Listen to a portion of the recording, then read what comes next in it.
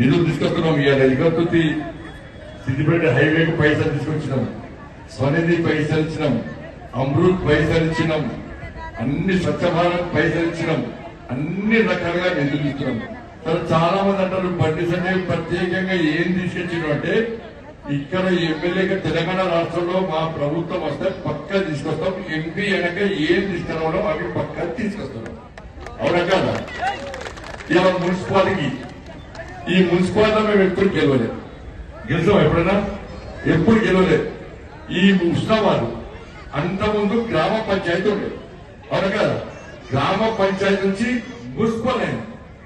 ఏమన్నా ఉత్సవాలు మారిందా? మారింది ఏమన్నా? ఎక్కడన్నా మారిందా?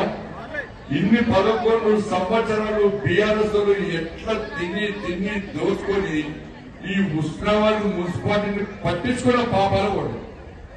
అవును కదా? ఒక్క పైసా 11 సంవత్సరాలు బీఆర్ఎస్ ఒక్క పైసా